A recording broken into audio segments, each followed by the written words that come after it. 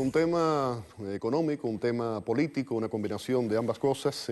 Tengo conmigo aquí en el estudio a Elena Poleo, periodista venezolana. Elena, ¿qué tal? ¿Qué tal? Gracias. Y le damos también las buenas noches. Él nos acompaña vía Skype desde Caracas, Venezuela. Miguel San Martín. Miguel es jefe de redacción del Universal de Caracas. Miguel, un placer tenerte en el programa. Buenas noches, saludos. Buenas noches, Elena. Un gran saludo para ti también, Félix. Encantado.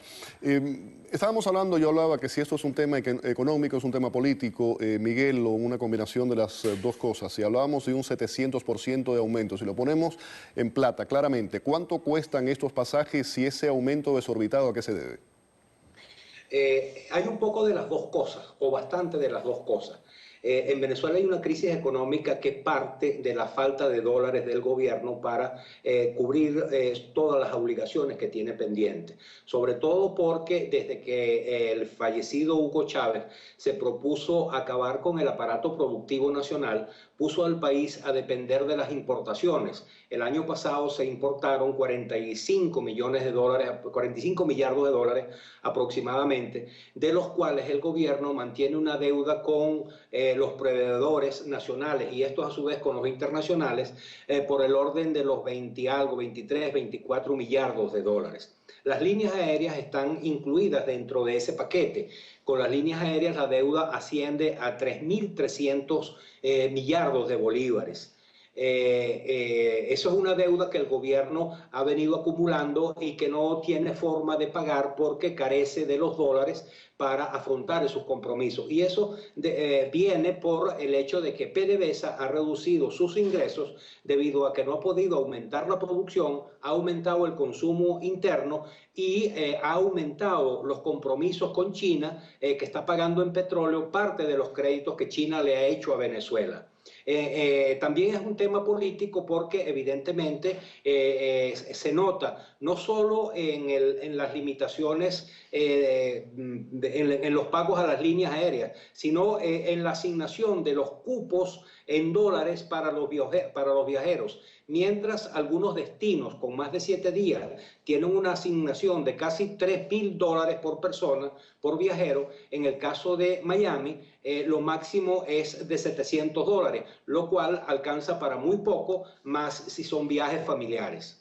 Lo has resumido muy bien. Antes de ir contigo, sacamos nuestras cámaras, fuimos al Aeropuerto Internacional de Miami a preguntarle al viajero, al ciudadano de a pie, cómo le afecta esto su bolsillo y el vínculo Caracas-Miami. Primero que las tarifas son exorbitantes, son demasiado caras, o sea, un pasaje tú lo compras aquí internamente en Estados Unidos y te sale mucho más barato que comprarlo en Venezuela. Prácticamente tenemos un bloqueo de salida del país simulado. Un 700% empezando el año, ¿no? Ahora cómo será más adelante. En este caso vine de visita, ¿verdad? Y ahora para volver va a ser bastante difícil. Si bien es cierto, para los que viajamos con frecuencia a los Estados Unidos cada vez es más difícil, cada vez, casi que es prohibitivo, porque pagar esta tarifa es prohibitivo, sobre todo si uno viene con tu pareja, viene con tu hijo, pues ya casi que no puedes pagarlo. Además del precio, la disponibilidad, que cada día son menos los vuelos que logran hacerse. Y con 700 dólares por persona, pues dime a dónde vamos a llegar. Yo considero que los costos son altos en bolívares allá, porque hay una devaluación permanente en el país. Yo no considero que eso es culpa de las aerolíneas, sencillamente que hay un cambio de moneda. Con las tarifas anteriores era difícil, ahora esto es una forma moderna de mantenernos presos en el país.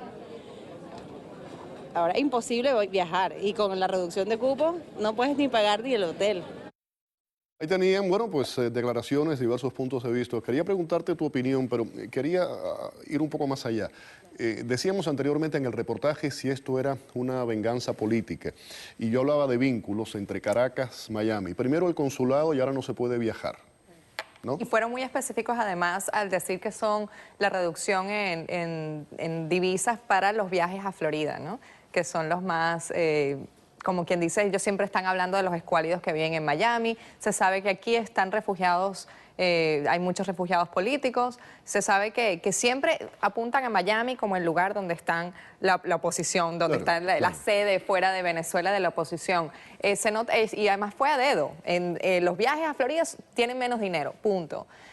son los más, además los más populares de los venezolanos, porque además es también el lugar más cercano, es el lugar que más se parece. Los que vivimos en Miami, los venezolanos que vivimos en Miami sabemos que Miami es lo que más se puede parecer a Caracas dentro de Estados Unidos. También, claro, por la gran cantidad de venezolanos que están aquí refugiados. Pero tú decías si es una situación política, económica, es política y económica y va a afectar la economía de la ciudad de Miami también. Eso espéralo, porque comunidades Seguro. como Key Biscayne, como Weston, como Doral, se van a ver muy afectadas con la falta de los viajes de los venezolanos, que además vienen a hacer negocios aquí en este país. Pero también es una situación de unificación familiar. Aquí hay muchos familiares que viajan a Venezuela, vuelven, pasan temporadas acá, pasan temporadas allá, trabajan en Venezuela y en Estados Por eso Unidos. te decía anteriormente, se está tratando de romper ese vínculo. Ese vínculo que lo han vivido ya los cubanos es una manera de cerrar las fronteras sin tener que decirlo. Le echan la culpa a las aerolíneas diciendo que son ellos los que no están vendiendo pasajes, pero si le deben 3.300 millones de dólares es algo que es absurdo. O sea, es una cosa, es un número que es absurdo, que sabemos que no tienen los dólares, como ya nos dijo San Martín, no tienen los dólares para pagarlos y cuando tengan los dólares no van a dárselo a las aerolíneas, se lo darán, va a ser muy pocos dólares lo que van a dar. ¿Qué va a pasar en Venezuela, como estaban diciendo los viajeros ahí en el Aeropuerto Internacional de Miami? ¿Qué va a pasar ahora para viajar fuera de Venezuela? Si tienen alguna emergencia de familia o alguna emergencia de salud, ¿cuál va a ser la situación? A lo mejor llegará un momento en que ya no van a haber vuelos saliendo de Venezuela. Sí, Miguel, anteriormente dabas, como yo decía, lo resumiste muy bien, la explicación que estabas dando, pero para mucha gente que aquí en el sur de la Florida a lo mejor no entiende una serie de conceptos que en Venezuela son muy populares. ¿Qué es, explícanos, qué es, por ejemplo, SICAD? ¿Qué es SICAD específicamente y por qué su suspensión ha causado una gran preocupación? Bueno, desde hace varios años en Venezuela existe un control de cambio muy rígido. Tanto los empresarios para comprar materias primas y productos terminados en el exterior, como los ciudadanos que queremos viajar al exterior, tenemos que acudir a los organismos oficiales para adquirir las divisas para poder salir del país. Anteriormente, el organismo que se encargaba de eso se llamaba CADIVI. Ese organismo fue eliminado hace unas semanas y sustituido por el SICAD.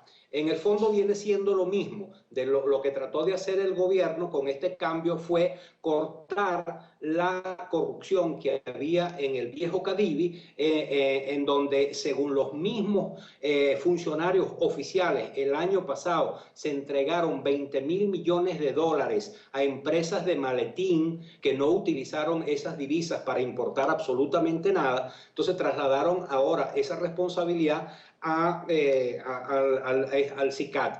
Las empresas, para poder obtener dólares en ese organismo, tienen que inscribirse, pero no lo pueden hacer voluntariamente por iniciativa propia, sino cuando el gobierno llama, que lo está haciendo por sector, el sector salud, el sector alimentos, el sector de autopartes, el sector automotriz. Cuando convocan a uno de esos sectores, esas empresas que están dentro de ese rubro van allí y pueden obtener. El problema con el SICAD es que para las empresas es que no le asignan la cantidad de dólares que necesitan, sino una cantidad que resuelve el SICAD entregarle a cada una de las empresas, con lo cual están trabajando deficitariamente. Ahora, una pregunta, y voy contigo ahora. Este cambio que decías un poco es un poco más de lo mismo. Ahora, de CADIVI a SICAD, ¿toda una información que había se ha borrado, se ha dado a la luz pública, o al hacer este cambio hay mucha información que el gobierno no le interesaba que se conociera, que ha quedado en el olvido?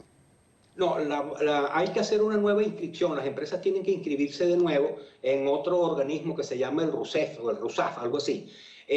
Donde tienen que vaciar todos sus datos como empresa, el nombre, la razón social, etcétera, etcétera, la cantidad de divisas que calculan ellos que pueden necesitar por año, la cantidad de divisas que pueden generar si son empresas exportadoras, y luego de lo cual, activado el registro, pueden participar en la subasta. El traslado de CADIVI al SICAD sencillamente fue para romper con aquel sistema porque estaba viciado y no sabían cómo afrontar la corrupción que allí había de manera de no detener la economía, lo cual ha ocurrido, la detención de la economía, porque, como decía anteriormente, el gobierno no tiene dólares para asignar a las empresas. Estamos ya en el mes de febrero y hasta desde el pasado mes de noviembre hasta hoy, el gobierno no ha entregado a través de ninguno de los dos organismos, ni el CADIVI ni el SICAD, un solo dólar a los empresarios. Este año estaban previstas 2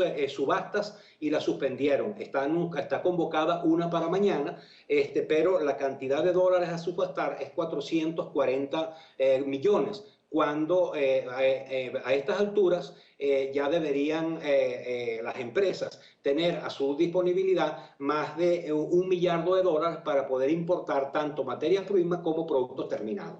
Elena.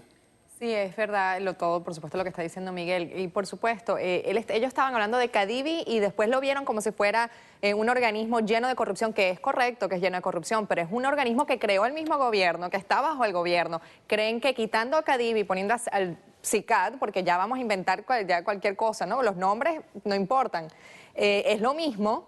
Simplemente que dijeron, bueno, con esto vamos a limpiar toda la corrupción. Eso elimina todo lo que ocurrió anteriormente, la corrupción. Esa era la pregunta que yo estaba haciendo. Esas ¿Toda esa listas información dónde queda? la tiene el gobierno, siempre la tendrá el gobierno. Venezuela no es transparente, obviamente, eso es una cosa que no va a ocurrir. Ellos se quedaron con esa información de a quién le dieron los dólares, cuánto le dieron los dólares, qué hicieron con esos dólares. Esa información la tiene el gobierno, pero no lo tienen los ciudadanos venezolanos. Ahora con el SICAD eso no va a cambiar. Lo que sí va a desaparecer ya la información de CADIVI. Ahora el SICAD van a hacer lo mismo, van a meter a otra gente que hagan también la misma corrupción para sus amigos. A ellos es que les van a dar los dólares. Elena, gracias por haber estado con Siempre un nosotros. Miguel, saludo en la distancia. Muchísimas gracias. Un placer tenerte como siempre. Un gran saludo para ustedes. Muchas gracias por la invitación. Vamos a la pausa. Al regreso, se desconocen las causas del ataque a mordiscos de un hombre desnudo contra una familia, aquí en el sur de la Florida. Más adelante se inician los Juegos Olímpicos de Invierno en Sochi en medio de fuertes medidas de seguridad. Le explicamos.